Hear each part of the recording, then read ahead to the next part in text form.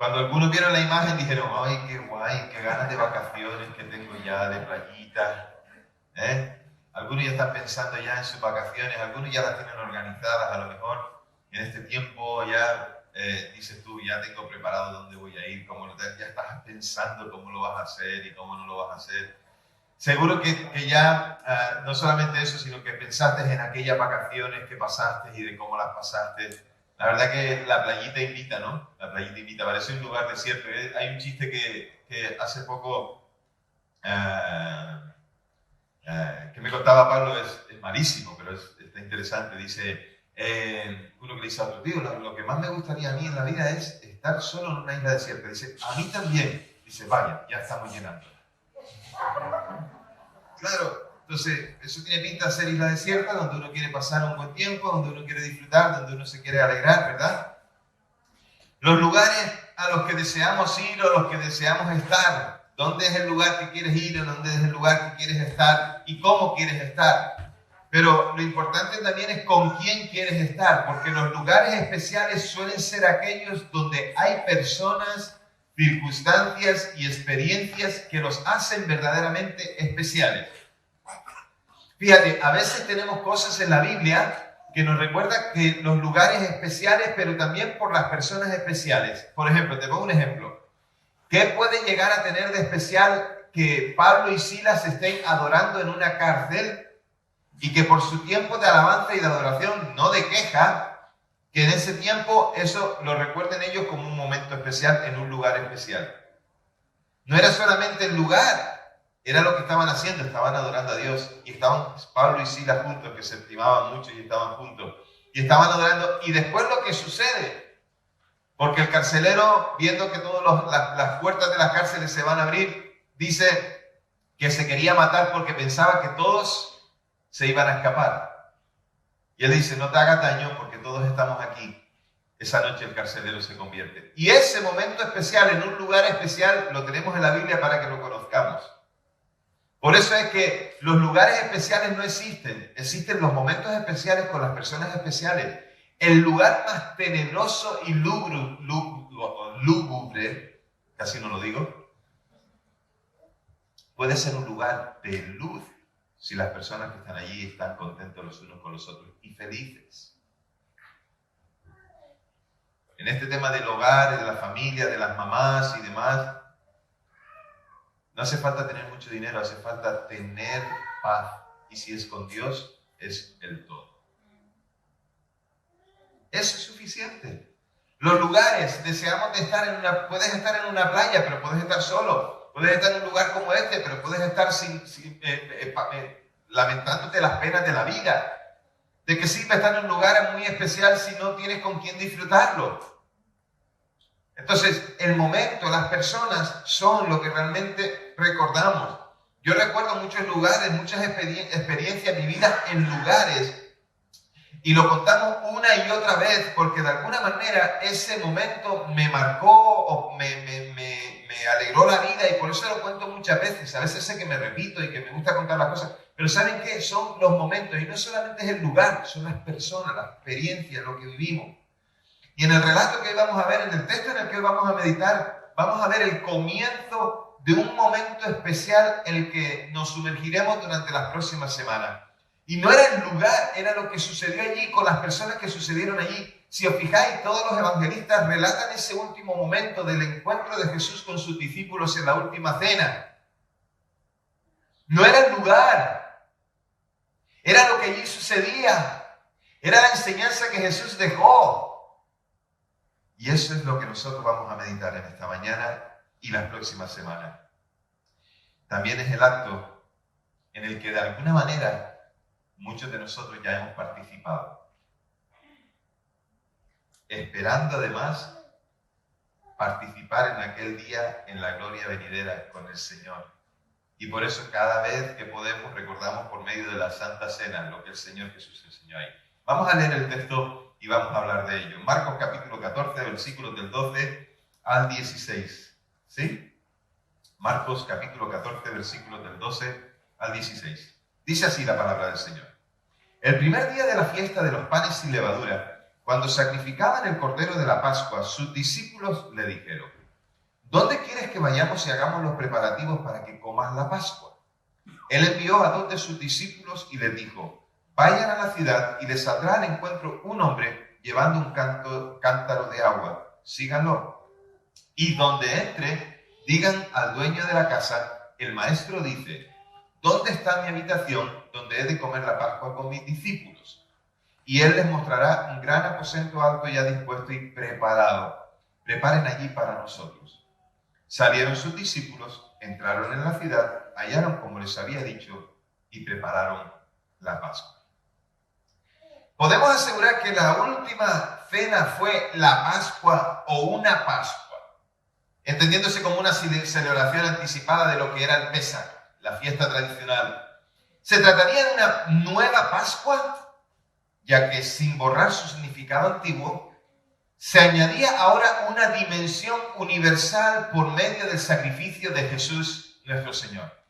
La Pascua se celebra. No era casualidad que Jesús muriera y que su última semana de vida y todo el propósito que debía cumplir se cumpliera en el tiempo de la Pascua. No era casualidad. Estaba preparado por el Señor, estaba puesto así para que pudiéramos entender con nuevo significado lo que Cristo había venido a hacer por nosotros.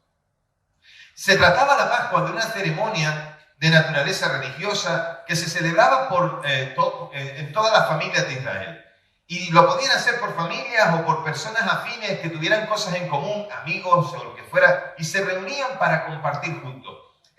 Era un momento importante en la vida del pueblo de Israel, algo que les recordaba lo que Dios había hecho con el pueblo, pero también que les daba la oportunidad de celebrar y de recordar. Así que puede que parezca una expresión extraña si se la aplica a Jesús, pero cuando leemos el relato de la última semana de la vida de Jesús, no podemos evitar sorprendernos porque todo lo que sucedió estaba milimétricamente preparado y organizado.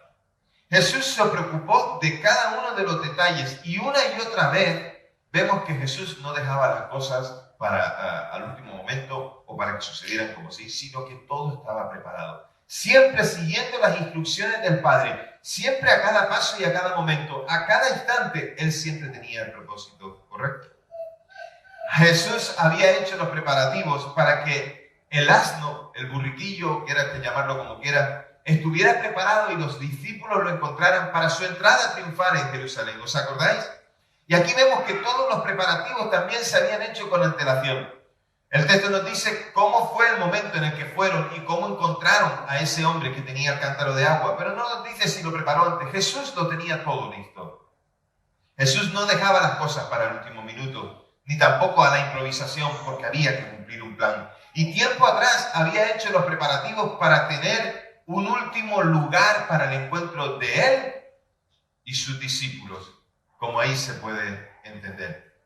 El acontecimiento de la Pascua tenía un sentido de sacrificio y conmemorativo, es decir, el sacrificio por el perdón de los pecados por medio del animal, pero conmemorativo también para recordar que Israel fue liberado de la esclavitud en Egipto, recordando el Éxodo. Así que, naturalmente, con la destrucción del templo, se paró de hacer la primera parte. No se puede pedir perdón por pecados porque se debe hacer en el templo y ya no hay donde hacer ese sacrificio para pedir perdón. Pero sí que se sigue haciendo la cena de la Pascua porque se sigue recordando que Israel salió de Egipto. O sea que la segunda parte es la que ha tomado más protagonismo que la primera, muchos olvidando que Dios perdona pecados. Y sus discípulos, que sabían que esa era una fiesta importante y que ya la habían celebrado con Jesús con anterioridad y que ahora volvían otra vez a celebrarla con Él, le preguntan dónde quería celebrarla. Y Jesús los envía a Jerusalén, le da las instrucciones de encontrar al hombre que llevaba el cántaro de agua. Y esa era una señal para poder tener el lugar. Evidentemente, el uso del aposento alto había sido acordado previamente. Lo que sí es notorio es el carácter secreto de la celebración. Solamente era para ellos. Porque Él allí, a esos discípulos con los que había compartido 3 años de sus vidas, Jesús les iba a dar las últimas instrucciones antes de ser arrestado. Así que podemos recordar que fue arrestado y que la destrucción de Jesús ya había sido pactada por los líderes religiosos, escribas, fariseos, herodianos, todos estaban de acuerdo en que tenían que quitar a Jesús del medio. Es decir, dicho de otra manera para que lo entendamos, el clero de aquel tiempo y la nobleza laica fueron los que planearon aquello. El hombre que llevaría el cántaro de agua es fácil de identificar. ¿Y por qué? Porque los hombres generalmente no portaban los cántaros ni llevaban el agua. Eso era un papel o un desempeño que hacían las mujeres. Por lo tanto, cuando les dice, veréis a un hombre que llevará un cántaro de agua, era normal encontrarlo, era fácil encontrarlo, porque los hombres no hacían esa tarea. Así se le podía reconocer al hombre que preparó el lugar donde los discípulos pasarían la última cena de la Pascua con Jesús. La tradición dice que posiblemente aquel aposento alto donde pasaron la Pascua era el aposento de la madre de Juan Marcos. Y en otros textos, como en Hechos capítulo 12, ahí se puede ver o se puede mencionar. Entonces, ¿quién era este Juan Marcos? Pues el que escribe este Evangelio. Posiblemente él conocía, él sabía todas las cosas que ahí iban a acontecer. ¿Quién sabe si era ese el lugar? Estamos suponiendo. Las casas judías, para que entendamos, generalmente las más grandes tenían 2 plantas y eran cuadradas, ¿vale? O rectangulares, y un cuadrado abajo y un cuadrado encima más pequeño. Allí era el lugar donde se podían hacer diferentes cosas. La habitación de arriba, que era el aposento alto, solía ser usado como almacén, como lugar de descanso y también como habitación para las visitas. Porque recordemos que las casas en aquel tiempo no tenían las divisiones que nosotros tenemos hoy, sino que eran espacios abiertos. Así que las visitas quedaban en un aposento alto, en un lugar separado. Pero también aquellos aposentos altos eran usados por los rabinos de aquel tiempo para poder enseñarle a sus discípulos acerca de las cosas que tenían que enseñarles. Si os podéis dar cuenta, lo que Jesús hace es seguir el mismo patrón de los rabinos de aquel tiempo. Seguía el mismo patrón e hizo exactamente lo que haría cualquier rabino. Cogió a los discípulos, los llevó al aposento alto con el fin de enseñarles y estar a solas con él. ¿Qué le pasa a Brunete hoy? Bruno, ¿qué pasa, tío? Claro, yo creo que lo que él quiere es, dice, no, yo la semana pasada estaba con Samuel allí mirando a todo el mundo y yo era el protagonista y hoy me tienen aquí sentado y no pinto nada. Qué mal padre, de verdad. Bueno, he estado incómodo, tranquilo, no pasa nada. Bruno, si gritas, no te preocupes, yo puedo gritar más que él. Bueno. ¿Volvemos? ¿Sí? Vale. Entonces, allí estaba Jesús para celebrar con los discípulos aquella cena de la Pascua y enseñarles. Y que Él tomara en Él, o sea, que el significado de aquella Pascua tomara todo su significado nuevo en la persona de Jesús. Jesús seguía el patrón de aquellos rabinos que también enseñaban a sus discípulos en aquellos aposentos altos. ¿Y cuáles eran los preparativos que hacían los judíos para la Pascua? Era un ceremonial muy amplio. Voy a intentar resumirlo porque si no pasaríamos aquí mucho tiempo. La primera cosa era buscar todos los restos de la levadura que quedaba en la casa, porque este era el primer día de los panes sin levadura, que era parte de la celebración de la Pascua. Entonces, tenían que hacer todo el ceremonial de buscar por toda la casa los lugares, especialmente donde se cocinaba, pero por toda la casa, los lugares donde hubiera un poco de levadura o un poco de algo que se pareciera a pan. Porque la casa tenía que estar limpia de todo lo que fuera levadura. ¿Con qué sentido? Bueno, pues el sentido era muy sencillo. En la primera Pascua de Egipto, en Egipto, cuando salió Israel de aquella noche del pueblo de Egipto con dirección a la tierra prometida, en Éxodo capítulo 12, se había comido un pan sin levadura. El pan sin levadura no como nosotros entendemos el pan esponjoso, que lo aprietas y que te lo comes con la amiguita. No, eso es lo que produce la levadura. El pan sin levadura es como una galleta plana y dura. Nada que ver con lo esponjoso y lo blandito del pan que conocemos. Se había usado en Egipto porque el pan sin levadura se cocía mucho más rápido que el pan con levadura. Y esa noche había que salir rápido de Egipto, conforme a las instrucciones que Dios había dado a Moisés y al pueblo. Así que en la primera Pascua, en la salida de Egipto, se había tomado un pan que no tenía levadura y que ya les permitía salir rápidamente. La levadura también, en el contexto donde estamos, en el texto que estamos leyendo, también tiene un sentido de corrupción o es símbolo de corrupción.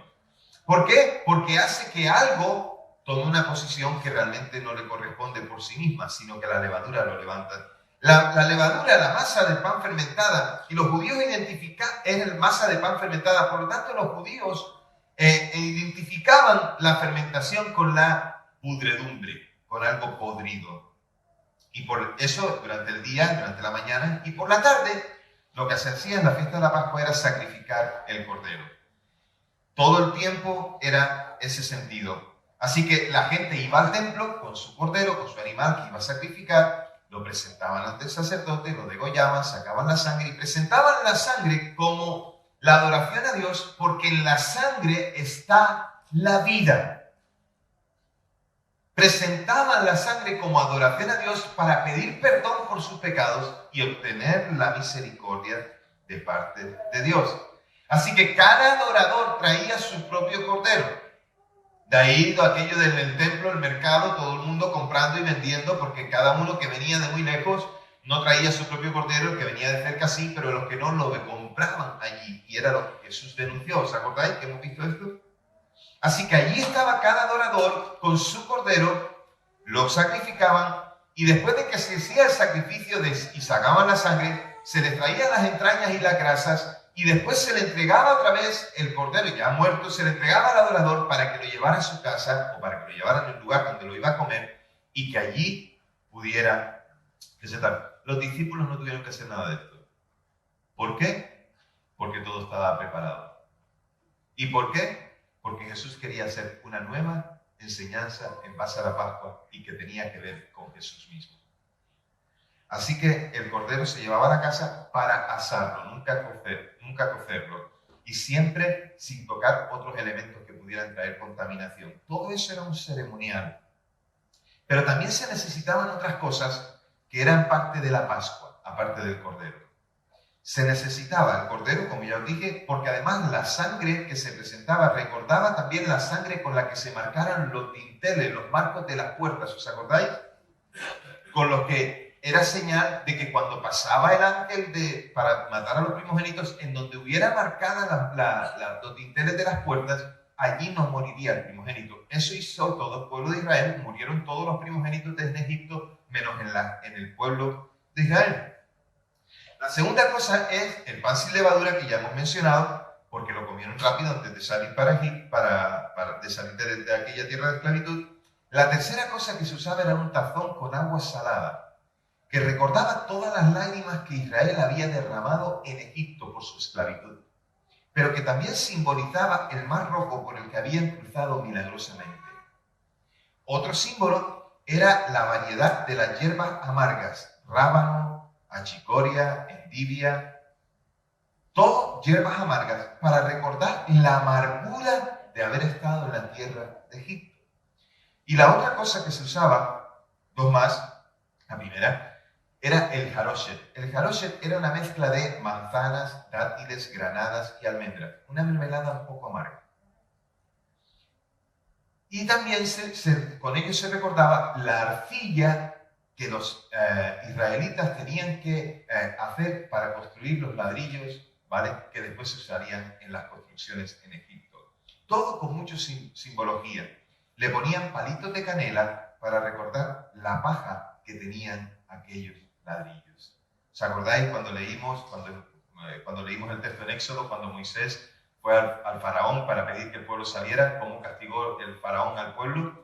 Antes la paja se la daban los egipcios y ahora les dicen, tenéis que hacer los ladrillos e ir vosotros a por la paja. Ahí, para que entendamos. Y la última cosa era el vino que se mezclaba con 3 partes de agua y que se bebía en 4 copas o en 4 veces. ¿Sí? ¿Me estáis siguiendo o estáis perdidos? ¿Sí? Entonces se bebía en 4 veces y en 4 momentos determinados.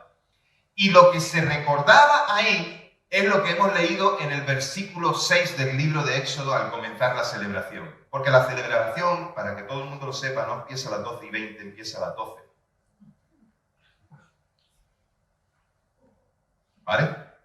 Porque es todo un montón de cosas que tienen que ver con Así que dudo mucho que muchos lleguen tarde a su trabajo porque saben que se juegan el puesto de trabajo. No lleguen tarde a la celebración con el pueblo de Dios para celebrar al Señor.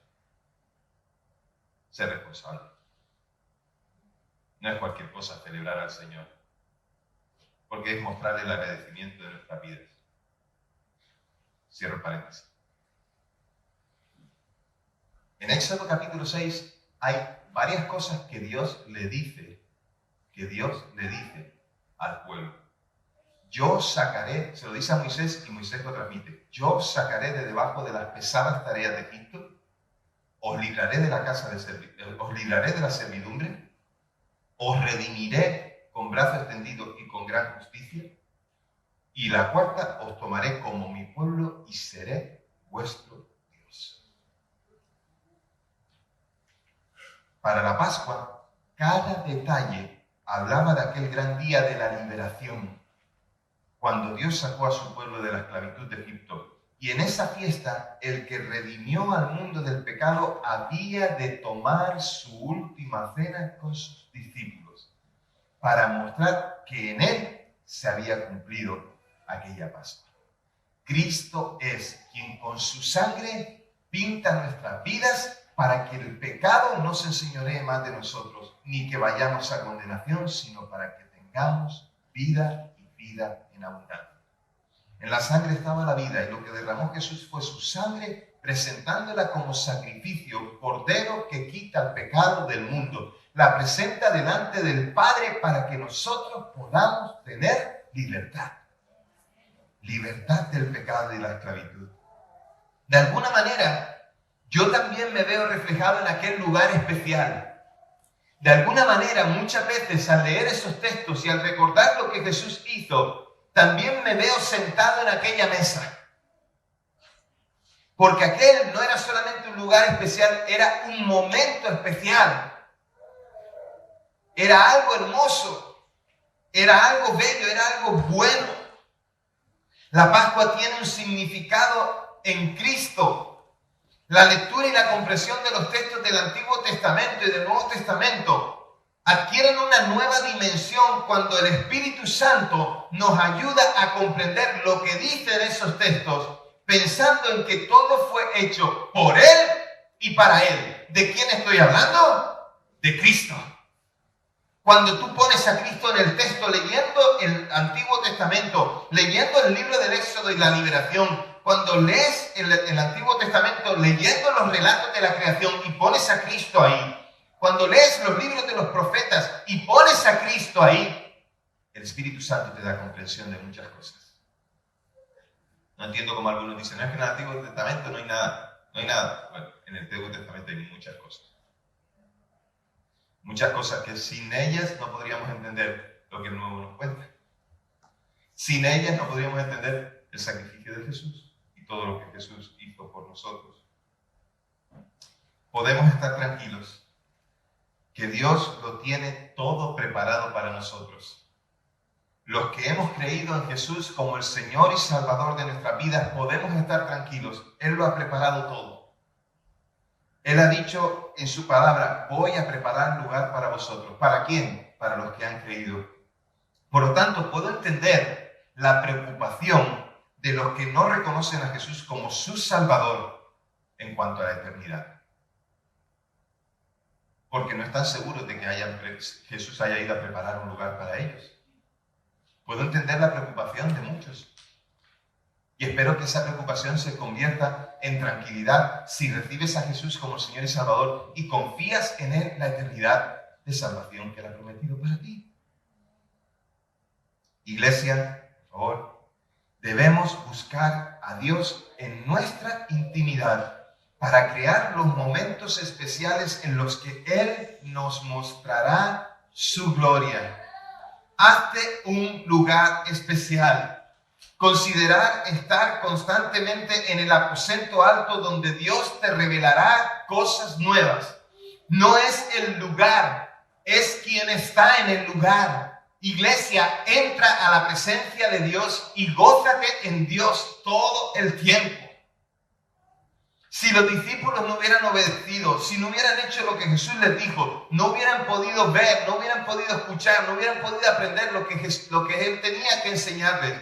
Iglesia, hay muchas cosas que nos perdemos porque no entramos en el aposento alto donde Dios está esperándonos. Entra a ese lugar donde Dios quiere mostrarte su gloria, su voluntad. Entrar a la intimidad con Dios significa no solamente estar, sino buscarle, escucharle, obedecerle, hacer. Iglesia, busquemos al Señor con todo nuestro corazón. Podemos recordar todos los símbolos de la Pascua, el cordero, las hierbas amargas, el agua y la sal, el vino, la mermelada. Podemos recordar cada una de esas cosas. Pero tenemos que darle más sentido que solamente un sentido que solo recuerda la conmemoración de la salida de Israel de Egipto. Porque tal y como prometió al pueblo de Israel con la promesa de Éxodo 6, también hoy tenemos una promesa de parte de Dios en Cristo. Por favor, Dios nos quita de la amargura, de la carga del pecado. Dios nos hace libres del pecado. Dios nos salvará y mostrará su justicia. Él es nuestro Dios y nosotros somos su pueblo. El texto de Éxodo capítulo 6 hoy toma mucha relevancia en nuestras vidas. Porque no solamente era el lugar especial, es el momento especial. Es lo que Él ha prometido. Vivir en la esperanza, vivir en el gozo, vivir en la alegría, vivir en el momento de saber que Dios lo tiene todo preparado. Esa es la iglesia. La iglesia de Dios debe estar tranquila y segura en los brazos del Señor. Dios todo lo tiene preparado, iglesia. Dios todo lo tiene listo. ¿Por qué? Porque Dios está en control de todas las cosas y porque Dios no obra en la improvisación. Dios obra bajo parámetros que muestran que va a hacer ver su poder a todos los que lo contemplan. Iglesia, confía en la salvación de Dios y en el proceso que te llevará hasta allí, porque Dios cuida de ti, iglesia. Dios está cuidando de ti. Dios te está llevando paso a paso a que puedas ver su gloria hasta el momento en el que Él nos mostrará su eternidad. Y con los discípulos hizo esto, les fue mostrando poco a poco su gloria hasta el momento en el que ellos pudieron comprobar y entender todas las cosas. Cuando vino sobre ellos el Espíritu Santo, al que tú necesitas recibir hoy. Si todavía no le has entregado tu corazón a Jesús, ábrele tu corazón a Dios y a Jesús y verás cómo Él envía a la bendita persona del Espíritu Santo para estar en ti, vivir en ti y hacerte comprender. Iglesia, ¿vives con preocupaciones? Iglesia, ¿vives con preocupaciones? Confía en el Señor. Espera en el Señor. Entrega todas tus preocupaciones al Señor y gózate en la salvación de Dios. Hoy es el momento de huir del pecado. Es el momento de que dejemos todo allí. Prepararon el pan sin levadura. ¿Por qué? Porque había que salir rápido. Déjame decirte algo. Huye del pecado, huye por tu vida. Huye de la condenación, huye por tu vida, corre. Es importante que salgamos con lo opuesto. Dios nos hará una nueva criatura. Ven tal y como eres, Él te hará una persona nueva. Porque Él tiene el lugar de descanso donde nosotros necesitamos estar. No te quedes en Egipto, no te quedes en el pecado. Y por favor, si saliste de Él, no mires para atrás. No mires aquello, anhelando las carnes que decían el pueblo de Israel en el desierto, que comían en Egipto. Cualquiera que mira para la gloria del pecado, no ha puesto su mirada en el Señor, porque tiene cosas mejores. Y Dios tenía que hacer un nuevo milagro. ¿Qué más quieres que Dios haga por ti, iglesia? ¿Qué más? Pongamos nuestra mirada en Cristo, en sus promesas, en las promesas que están por venir. Disfrutemos la liberación de Dios. Y no te enredes con nuevos tipos de esclavitud, de los cuales ya no tenemos participación. Jesús, la Pascua, sus discípulos y nosotros